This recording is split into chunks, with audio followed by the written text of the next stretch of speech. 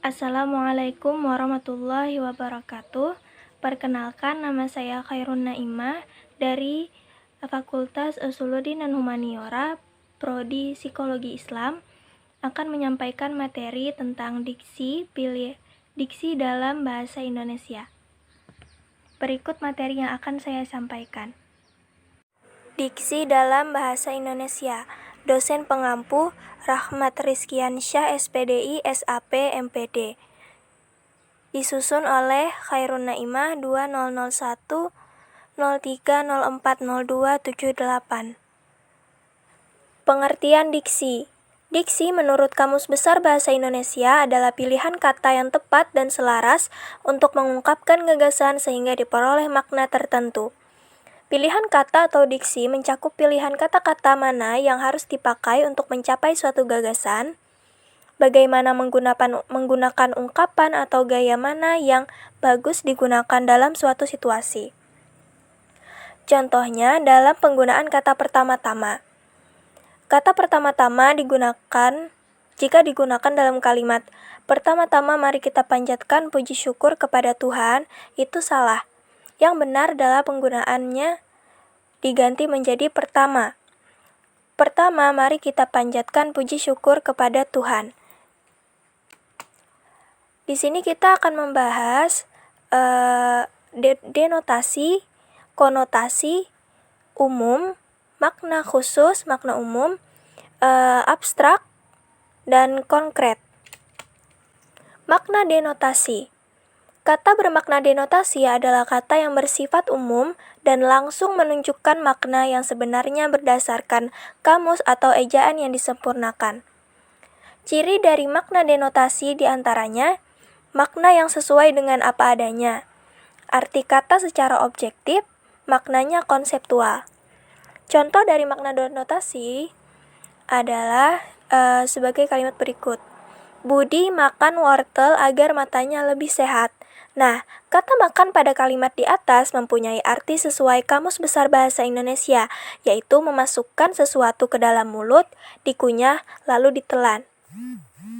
Jadi, makna kata makan di sini langsung menunjukkan makna sebenarnya, yaitu memasukkan sesuatu ke dalam mulut, dikunyah, lalu ditelan.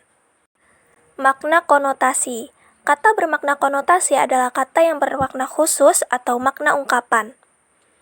Contoh, banyak pemuda kampung yang mengagumi bunga desa anak Pak Lurah. Nah, di sini kata bunga desa itu merupakan kata yang bermakna konotasi yang mana di sini dipakai untuk mengungkapkan sesuatu.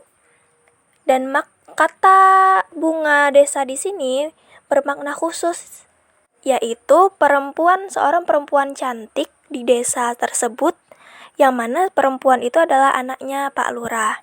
Nah, konotasi terbagi menjadi dua, yaitu konotasi positif dan konotasi negatif. Konotasi positif, konotasi yang mengandung nilai lebih tinggi, baik, sopan, halus, dan menyenangkan. Konotasi negatif, konotasi yang mengandung nilai rendah, jelek, kasar, dan tidak menyenangkan. Makna umum. Makna umum adalah makna yang memiliki ruang lingkup dan cakupan yang luas dari kata yang lain. Makin luas ruang lingkup suatu kata, maka makin umum sifatnya. Makin umum suatu kata, maka besar kemungkinan kesalahpahaman dalam pemaknaannya. Contohnya, dalam kalimat, Dian senang makan buah-buahan. Nah, di dalam kalimat tersebut ada kata buah-buahan. Buah-buahan tersebut mempunyai makna umum, yang mana semua buah-buahan di situ tercakup. Nah, terus contoh selanjutnya yaitu di kalimat Putri selalu menggunakan kendaraan umum ketika ingin berangkat ke sekolah. Nah, kata kendaraan umum dalam kalimat tersebut itu bermakna umum, yang mana di situ mencakup semua kendaraan dan tidak dikhususkan. Selanjutnya, makna khusus. Makna khusus adalah makna yang memiliki ruang lingkup cakupan yang sempit dari kata yang lain. Makna khusus lebih rinci dalam penyampaian gagasan, sehingga halayak yang mendengar lebih mengerti dalam memahami kata-kata tersebut. Contohnya dalam kalimat, Dian senang makan jeruk. Nah, di makna umum sebelumnya di situ dikatakan Dian senang makan buah-buahan. Nah, di makna khusus ini dikhususkan lagi, disempitkan lagi kata buah-buahan itu menjadi kata jeruk, yang mana berarti Dian di situ cuman suka makan jeruk.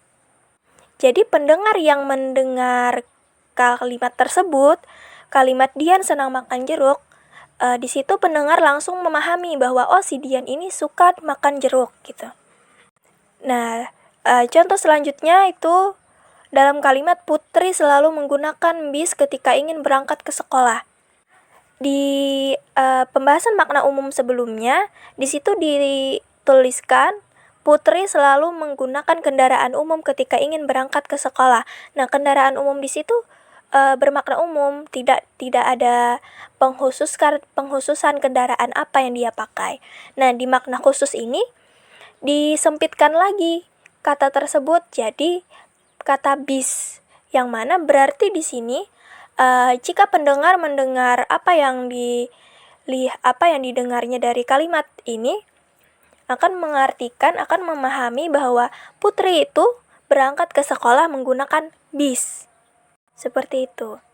Nah, selanjutnya adalah kata abstrak. Kata abstrak adalah kata yang mempunyai referen berupa konsep.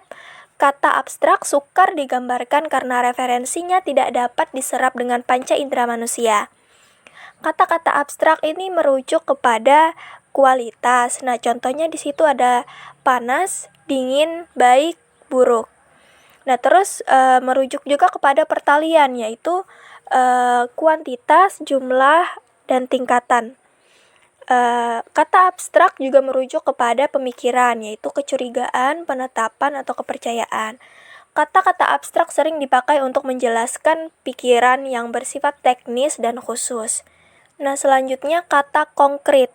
Kata konkret adalah kata yang menunjukkan pada sesuatu yang dapat dilihat atau diindera secara langsung oleh satu atau lebih dari panca indera.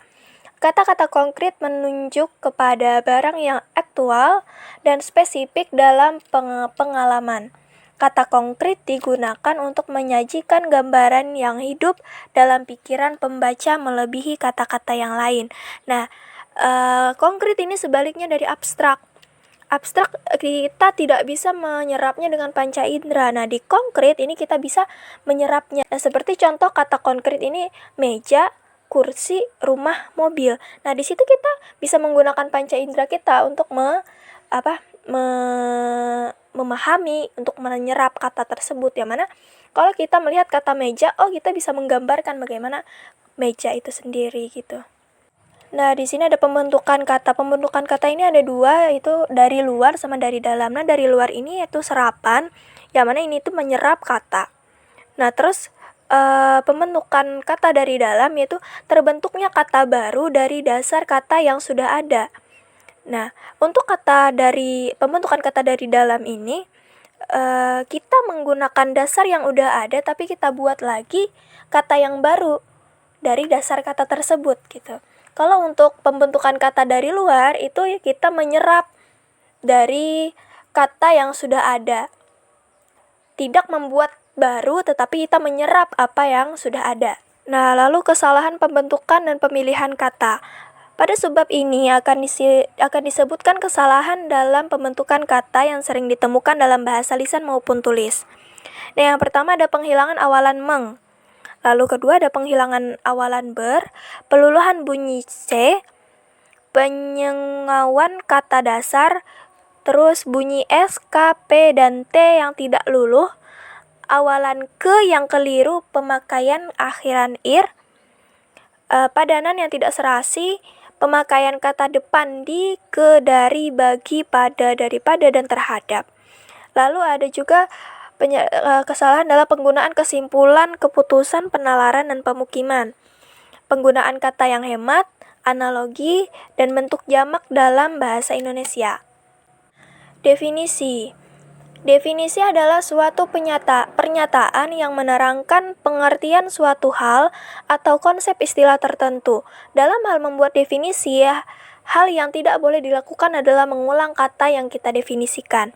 Nah, contohnya di sini ada definisi majas personifikasi. Nah, majas personifikasi adalah kiasan yang menggambarkan binatang, tumbuhan, dan benda-benda mati seakan hidup selayaknya manusia, seolah punya maksud, sifat, perasaan, dan kegiatan seperti manusia. Nah, paragraf di atas tersebut itu merupakan contoh definisi. Definisi itu ada 3, yaitu definisi nominal, formal, dan operasional. Aturan penyusunan definisi. Yang pertama, definisi tidak boleh membentuk lingkaran atau dengan kata lain, apa yang didefinisikan tidak boleh masuk ke dalam definisi. Contoh, logika adalah ilmu yang menerangkan hukum logika. Nah, di situ ada pengulangan kata logika. Jadi di situ tidak boleh ada pembentukan lingkaran, dengan kata lain definisi tidak boleh masuk dalam definisi. Nah, terus yang kedua ada definisi tidak boleh terlalu luas dan tidak boleh terlalu sempit. Nah, contohnya seperti merpati adalah burung yang dapat terbang dan kursi adalah tempat duduk yang terbuat dari kayu. Nah, di situ merpati adalah burung yang dapat terbang. Di situ definisinya itu terlalu luas. Nah, lalu ada nomor 3, definisi harus mengacu pada atribut esensial yang dimiliki atau terdapat dalam definiendum. Contohnya, sepatu tidak dapat didefinisikan hanya dengan menyebutkan bentuk dan bahan pembuatannya, tetapi juga harus diungkapkan kegunaannya. Nah, lalu nomor 4 ada definisi harus jelas, harus menghindari kerancuan dan kesamar-samaran. Nah, contoh, kehidupan adalah sepotong keju atau aluminium adalah satu tipe besi yang ringan. Nah, di situ ada kerancuan dan ada kesamar-samaran, yang mana kalau definisi itu harus menjelaskan apa yang ingin didefinisikan. Nomor 5, definisi harus literal.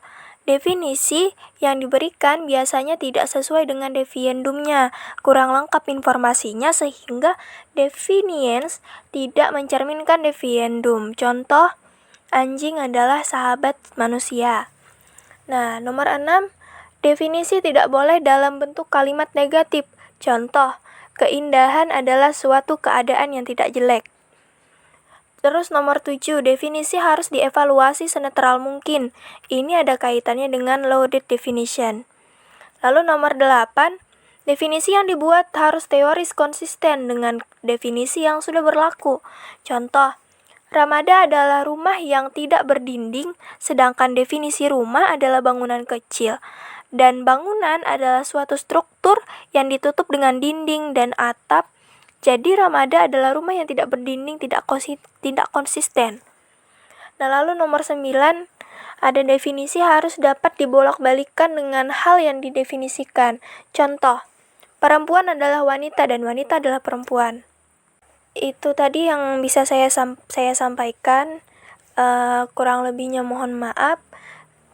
Sekian dari saya. Wassalamualaikum warahmatullahi wabarakatuh.